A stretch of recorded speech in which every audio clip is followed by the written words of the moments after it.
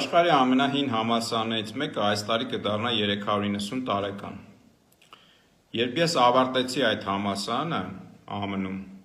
2014 թվականն էր։ Դիպլոմը ստացա, գնացի տուն, օրեր անցան, հետո երբ բացեցի նայեցի, տեսա որ գրած է ավարտել է 378 թվականին։ Ասենք մի քանի վայրկյան չհասկացա ինչ է, որ հետո նոր հասկացա, որ սա համալսարանի գոյության տարեթիվն է եւ համալսարանը իր գոյության տարեթիվ է վարում։ Հիմա այստեղ կողքից դրած է նայեք ցույց տամ։ Ուրեմն տեսեք, էս է 378, այսինքն 2014 թվականին 378 տարեկան էր այդ համալսարանը։ Այնքան հին է համալսարանը, որ իր սեփական տարեթիվն է վարում։ Իսկ գիտեք ինչու է համալսարանը կարողացել այդքան երկար գոյատևել։ Գոյատևել չէ իրականում, ապրել, զարգանալ, դառնալ աշխարհի ամենաուժեղներից մեկը, եթե ոչ ամենաուժեղը։ Միայն այն պատճառով, որ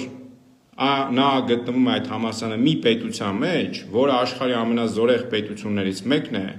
որը ժամանակին չի վախեցել իր անկախության համար կռիվ տալ գաղութացումից ազատվել անգլիացիներից, որը աշխարհում ունի 700-ից ավել ռազմաբազաներ, որը գիտությունով շարունակաբար զարգանում է, որը շարունակաբար պատերազմների մեջ է, կրկնում եմ, պատերազմների մեջ, բայց որտեղ մարդիկ ապրում են երջանիկ, ուրախ նպատակներով եւ երազանքներով լի։ Սա ինչու համար եմ պատմում։ Փաշինյան Նիկոլը մեր երկրի վարչապետի պաշտոնում աշխատող հերթական անգամ հայ ժողովրդին մանիպուլացրել է եւ արել է հետեւյալ արտահայտությունը, որ Ամերիկայի Միացյալ Նահանգները, ցիտում եմ, ասում է, որ Հայաստանը գոյություն կունենա առնվազն 90 հաջորդ 99 տարիներին գոյություն կունենա եւ կլինի անկախ ինքնիշխան պետություն, հղում անելով այդ միջանցք կոչվածի ամերիկյան 99 տարվա կառավարման վրա։ Հիմա չեք հավատա սա, դրա համար այստեղ ներքևում տնեմ լսեք ու շարունակեմ միտքս։ Սկզբում այդ թվում մենք մտածում էինք, ասում ենք, բայց 99 տարի, 50 տարի, արդյոք ինչքանով է որոշակի դիսկոմֆորտ ունեինք այս թվերի հետ, նաև թիմում։ Մեկ էլ մի X պահի արձանագրեցինք, ասենք, բայց հələ եկեք մի հատ այլ դիտանկյունից նայենք այս հարցին։ Ամերիկայի Միացյալ Նահանգները Հայաստանի Հանրապետությունում 99 տարով իրականացնում, առնվազն 99 տարով իրականացման ներդրումային ծրագիր։ Այսինքն աշխարհի թիվ 1 գերտերությունը ասում է, որ Հայաստանի Հանրապետությունը 99 տարի որպես անկախ ինքնիշխան պետություն կներեք գոյություն է ունենալու, լինելու է խաղաղ եւ այդտեղ լինելու է նորմալ ներդրումային միջավայր։ Կներեք, ես մի հայտարարություն անեմ, որը սուր կհնչի եւ չեմ բացառում, որ սուր ընկալվի, բայց ես օրինակ փնտրում եմ եւ չեմ տեսնում մեր նախորդիվ պատմության մեջ որևէ մի ժամանակաշրջան, որտեղ մենք մեր արժևում 99 տարվա հեռանկար ենք ունեցել։ 99 տարվա պլան ենք ունեցել եւ այդ 99 տարվա պլանը մենք գծագրել ենք, նախագծել ենք աշխարհի թիվ 1 գերտերության հետ։ Մենք ես ուզում եմ, որ մենք այս պահը իրոք գնահատենք եւ սա հաղորդակցվում եւ թղթակցվում է մեր պետականության հարատեվության այն օրակարգի հետ, որը մենք որդեգրել ենք դեռևս 2015 թվականին։ Լսեցիք, չէ՞։ Այսինքն այս մարդը Հայաստանի գոյությունը, Հայաստանի հեռանկար ունենալը, ասում եմ, չեմ հիշում մի ժամանակաշրջան, որ մենք 99 տարվա հեռանկար ենք ունեցել։ Հայաստանի գոյությունը կապում է ԱՄՆ-ի կամքի հետ։ Այսինքն այդ մի կողմ հələ որ միջազգային իրավունք, ՄԱԿ, մյուս, սաղ դրեցինք մի կողմ։ Այսինքն այս մարդը ասում է ԱՄՆ-ը, որ ասել է, ընդհանրապես մի հատ ներդրումային ծրագիր անում, ստեղ 99 տարի կլինենք, այսինքն դա է մեր անկախության, ինքնիշխանության երաշխիքը։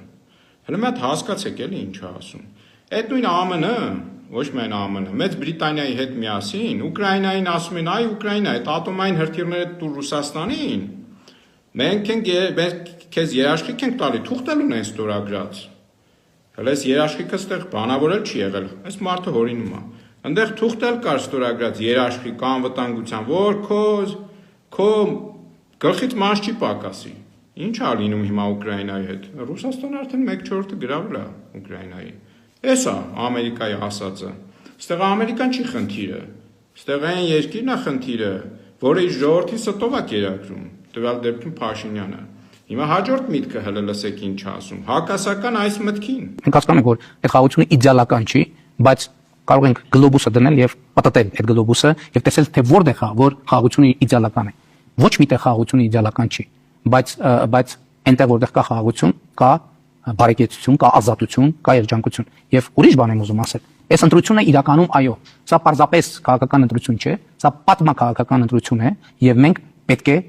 պատմական ընտրություն կատարենք եւ հասնել այն պահը, որի մասին ես խոսում եմ 2018 թվականին։ 2018 թվականին ես խոսում եմ մեր ժողովրդի պատմության արդեն մեզ հայտնի եւ կրկնված ցիկլերից դուրս գալու մասին։ Մենք հիմա այդ պատմական ցիկլից, երբ որ մենք ինչ որ աշխարհակաղակական շատ դեպքերում մեզնից չկախված հանգամանքների բերումով ստանում ենք պետություն եւ հետո ելի մեզնից չկախված հանգամանքների բերումով կորցնում ենք պետությունը, այդ ցիկլից դուրս գալու մենք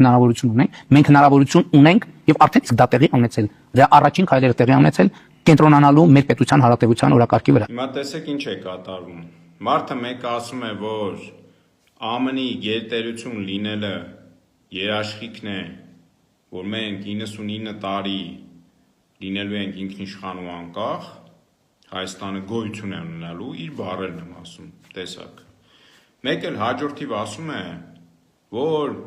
մենք միշտ ցիկլի մեջ ենք եղել, որ մեր գոյությունը լինել կամ չլինելը կախված է եղել այլ պրոցեսներից։ Այս մարդը հիմա մեզ բացատրում է ժողովրդին, ասում է, այ տեսեք, որ ԱՄՆ-ը գերտերությունը ասում է դու կլինես, քո գոյությունը կլինի։